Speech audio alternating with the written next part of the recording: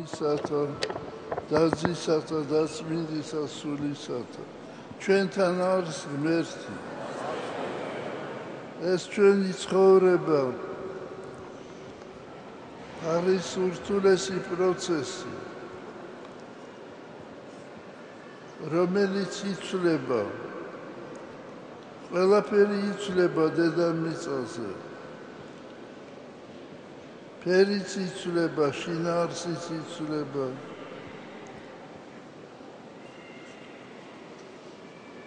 ჩვენც ვიცვლებით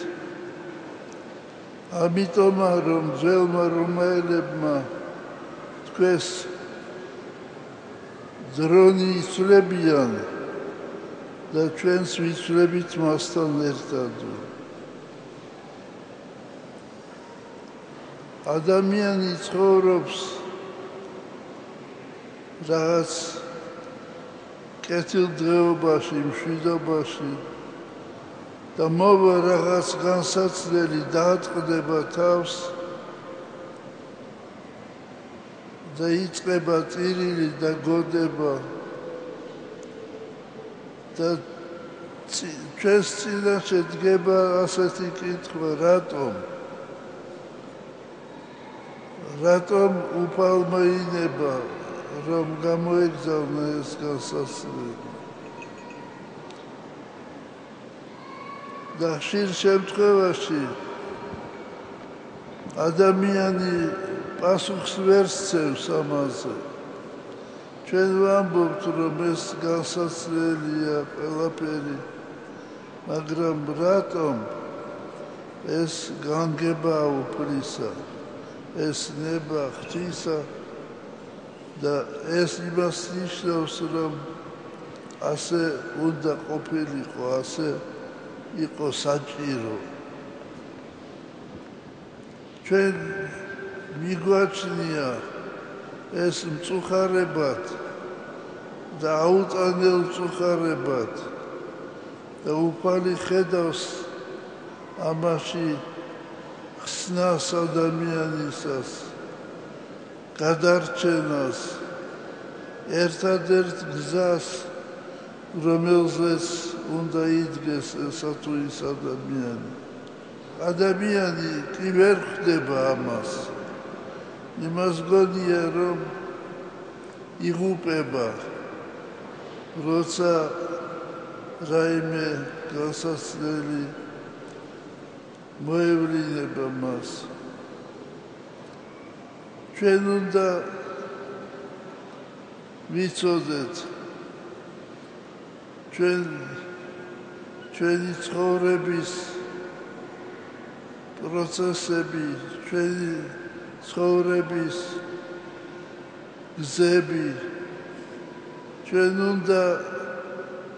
არ უნდა ჩავართეთ სასოწარკვეთილებაში იმ დროს როცა განსაცდელია ჩვენს თავს და არ უნდა მივეცეთ განცხრომას როცა სიხარულია ჩვენთან ყველაფერში საჭიროა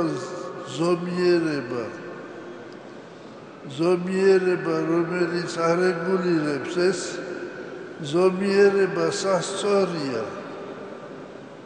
ჩვენ ცხოვრებაში ჩვენ არ უნდა გადავარდეთ უკიდურესობაში არ უნდა ჩავარდეთ თუ შენ კეთილდღეობაში ხარ მადლობა შესწირე უფალს თუ შენ დიდი თანამდებობა მოგეცა მადლობა შესწირე და კითხე უფალს რატომ მომეცი იმიტომ კი არ მოგცა რომ განცხრომაში ჩავარდე იმიტომ მოგცა ეს დიდება რომ სხვა ადამიანს დაეხმარო ასე რომ ურთულესია ადამიანის ცხოვრების პროცესი და ვმადლობთ უფალს ვმადლობთ განსაცდელისათვის სიხარულისათვის, სიმშვიდისათვის, ყველაფრისათვის მადლობელი ვარ სოფლისა. აი დღეს ჩვენ დღესასწაულობთ, აქ თქვენ მოისმინეთ ცხოვრება წმინდისა მარიამ ეგვიპტელისა. მარიამ ეგვიპტელი მოღვაწეობდა პალესტინაშიც და ეგვიპტეშიც, ძირითადად ეგვიპტეში. და ბერ ზოსიმე შეხვდა უდაბნოში. ზოსიმე დაედევნა, იმიტომ რომ ეგონა თითქოს ეს არის სული გამოეცხადა მას. და მარიამ ეგვიპტელი შიშველი იყო. ყველაფერი დაეხია, ყველაფერი დადგა წარსაცვლელი და მოეფარა ამაღლებულ ადგილას. ზოსიმეო, მე შიშველი ვარ და წარსაცვლელი გადმომიგდეო. ხალი ვარო და ვერ შეხვდებიო. და აქედან ზოსიმემ იგრძნო, რომ ეს არ იყო უბრალო მოღვაწე, უბრალო ხალი. სრულიად უცნობ ადამიანს მიმართავს სახელით უკვე. ზოსიმე გრძნობს ამას და ზოსიმემ გამოავლინა. ზოსიმემ გადმოსცა კაცობრიობას ამ დიდი ადამიანის ცხოვრება განსაცდელი და დაცემა და კვლავ ამაღლება. თქვენ იცით მისი ცხოვრებიდან, რომ მარიამ ეგვიპტელი ცხოვრობდა თავისუფალი ცხოვრებით, მაგრამ მას აწუხებდა ეს ყველაფერი და ღვთისგანგებით და ღვთის მადლით და ძალით დადგა ჭეშმარიტ გზას და წავიდა უდაბნოში. და უდაბნოში მოღვაწეობდა, უდაბნოში აწვალებდა ეს ბოროტი სული. აწვალებდა კიდევ და აგონებდა იმ ცოდვებს, რომელიც მან გამოიარა. და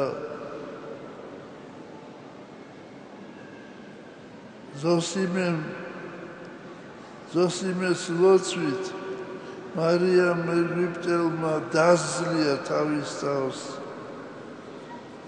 და ღმერთმა ინებოს, რომ მისი ლოცვით ჩვენს დავძლიოთ ჩვენს თავს, ჩვენს გავიმარჯვოთ ჩვენს თავზე და ჩვენს სოდვებზე. აი ასეთი საოცარი ცხოვრება გამოიარა მარიამ ეგვიპტელმა. დღეს განსაკუთრებით აქტუალურია ეს, იმიტომ რომ ადამიანი ვერ აგრძნობს, რომ ეს არის ცოდვა და ამას გამოსწორება შეიძლება. დღევანდელ ადამიანს მიაჩნია, რომ ეს არის ჩვეულებრივი ადამიანის თვისება.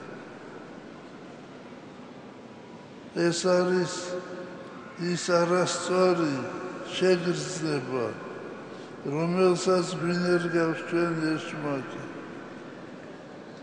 ასე რომ ბედნიერია ის ადამიანი, რომელიც გაიმარჯვებს თავის თავზე.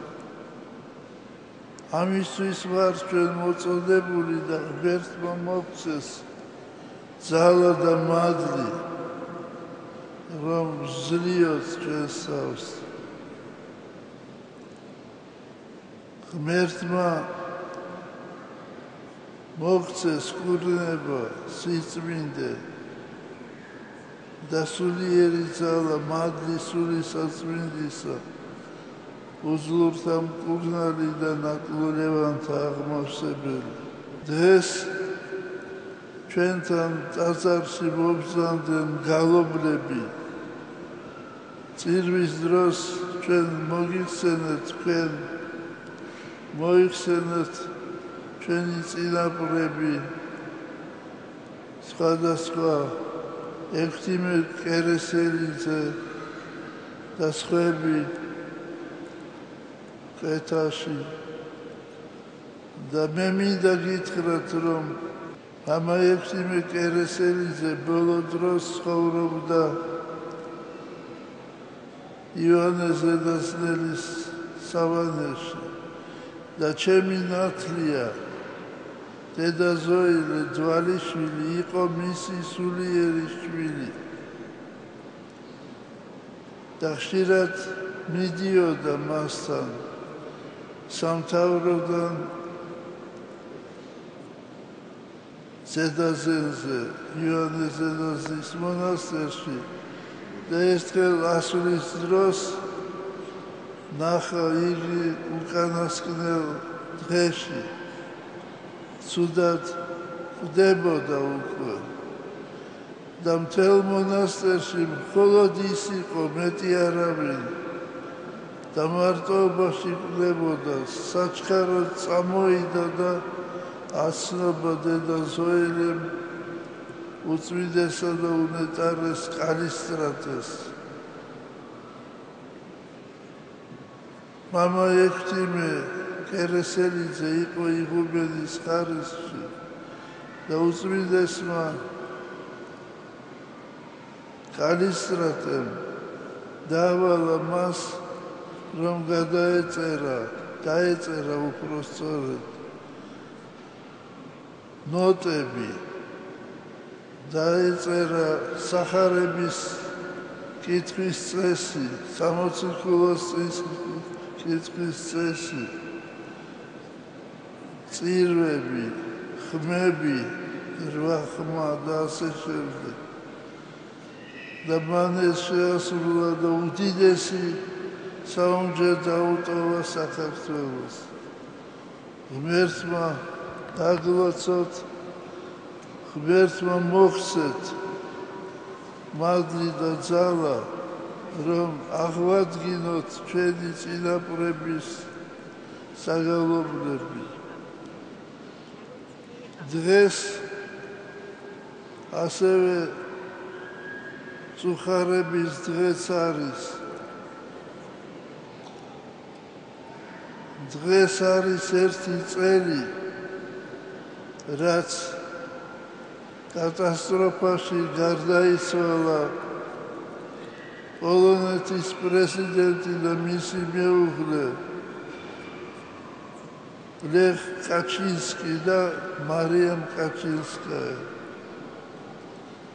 ეს იყო საშინელი ტრაგედია მთელი მსოფლიოსათვის. 92 ადამიანი გარდაიცვალა იმ კატასტროფაში და მათ შორის რამდენიმე მართლმადიდებელი ქრისტიანი და მათ შორის მიტროპოლიტი მირონი, რომელიც მართლმადიდებელი მიტროპოლიტი მირონი, რომელიც ახლდა ამ დელეგაციას. დაიჩვენ აღვავლენ ლოცვებს, რომ უფალმა ნათელში ამყოფოს მათი სულები. ღმერთმა დაგლოცოთ, გაგახაროთ, გაგაძლიეროთ ღმერთმა მოგცეს ჩვენ მადლი სულისა წმინდისა, რათა დავდგეთ იმ გზაზე, რომელზეც მოგვიწოდებს ჩვენ უფალი, მე ვარ გზა, ჭეშმარიტება და სიცოცხლე. მე ასევე შეგახსენებთ, რომ დღეს ახალგაზრდულ ცენტრში დაბლა არის გამოფენა ძველი ხელნაწერების, ნოტების, ექვთიმე კერესელიძის ნაშრომის და მრავალი სხვისა. ძალიან საინტერესოა და თქვენ შეგიძლიათ ნახოთ. და ასევე მე მინდა აღვადგინო ისევ ჩვენი ძველი ტრადიცია და ორშაბათობით, ყოველ ორშაბათს საღამოს 7 საათზე იქნება ბავშვების და ახალგაზრდების ძალოცვა. შესრულდება პარაკლისი და დავლოცავთ ჩვენს ახალგაზრდობას. იმიტომ რომ მას სჭირდება დღეს ძალა და მადლი, რათა გაუძღვენ ჩვენს ქვეყანას და არ გადაუხვიონ, არ შესწდნენ, არ დაეცნენ, არამედ იარონ ჭეშმარიტების გზით. ესე იგი, ყოველ ორშაბათს საღამოს 7 საათზე იქნება დალოცვა ახალგაზრდობის. დიდ დღესასწაულამდე, აღდგომამდე დარჩა 2 კვირა და ღმერთმა მოგცეს ჩვენ ძალა, რომ მშვიდობით და სიხარულით შევხვდეთ ბრწყინვალე დღესასწაულს. ჩვენთან არის ღმერთი. შეგახსენებთ, რომ მომავალ შაბათს არის ლაზარეს აღდგომის დღესასწაული. ჩვენ ლაზარეს შაბათს არის ასევე ქებაი და დიდებაი ქართულისა ენისა, ქართული ენის დღესასწაულია. იმიტომ რომ სახარებასა შინა ამას ენასა ლაზარე ხიან. და იქნება სადღესასწაულო წირვა, რომელსაც მე თვითონ შევასრულებ. დალოცვილი იყავით, ღმერთმა დალოცოს მთელი საქართველო. ჩვენთან არის ღმერთი.